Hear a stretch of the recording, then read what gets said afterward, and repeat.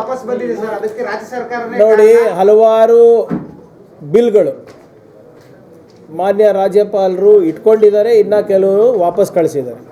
ಅಂಥದ್ದು ಏನಾದರೂ ಅವರಿಗೆ ಕ್ಲಾರಿಫಿಕೇಷನ್ಸ್ ಬೇಕಿದ್ರೆ ಸರ್ಕಾರ ಕೊಡುತ್ತೆ. ಆದರೆ ರಾಜಕೀಯ ದುರುದ್ದೇಶದಿಂದ ನೀವು ವಾಪಸ್ ಮಾಡೋದು, ಕ್ಲಾರಿಫಿಕೇಷನ್ ಕೊಡೋದು, ಇಟ್ಕೊಳ್ಳೋದು, ರಾಷ್ಟ್ರಪತಿ ಕಳಿಸೋದು ಸರಿಯಲ್ಲ. ಇಲ್ರಿ, ಒಳ ಮೀಸಲಾತಿ ಮಾಡ್ಬೋದು ಅಂತ ಮೋದಿಯವರು ಹೇಳಿದ್ರೆ ಮಾಸ್ಟರ್ ಸ್ಟ್ರೋಕಾ?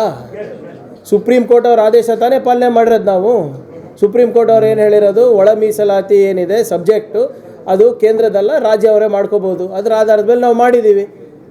ಹಿಂದೆ ಏನೋ ಮಾಡ್ಬೋದಾಗಿತ್ತು ನಾವು, ಆದರೆ ಏನೋ ಅದು ಸೆಂಟ್ರಲ್ ಸಬ್ಜೆಕ್ಟ್ ಇದೆ ಅಂತ ಮಾಡೋಕ್ಕಾಗಿರಲಿಲ್ಲ.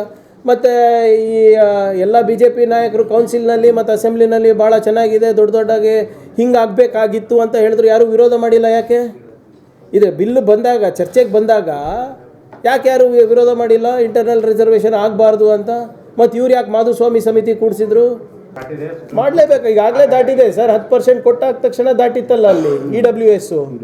ಅವಾಗ ಯಾರು ಏನಂದಿಲ್ಲ BJP ಅವರು. ಇವ್ರು ನೋಡಿ, ಇವ್ರು ಮೀಸಲಾತಿಯನ್ನು ಮುಗಿಸ್ಬೇಕಂತಲೇ ತಾನೇ ಇವ್ರು ಇರೋದು. ರಾಮಾ ಜೋಯ್ಸ್ ಅವ್ರು ಯಾರು ರೀ? ರಾಮಾ ಜೋಯ್ಸ್ ಅವರು ರಾಜ್ಯಸಭಾ ಮೆಂಬರ್ ಇದ್ದರು BJPಯಿಂದ.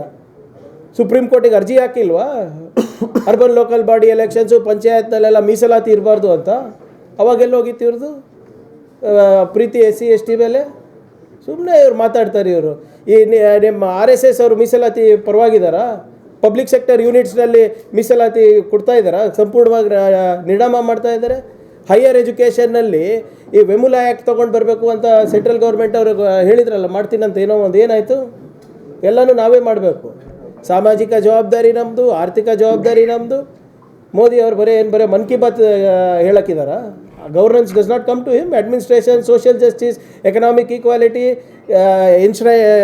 Enforcing the constitutional values in the society ಅವ್ರಿಗೆ ಬರಲ್ವಾ ಮೋದಿ ಅವರಿಗೆ? ಎಲ್ಲ ನಾವೇ ಮಾಡಬೇಕಾ? ಅವರು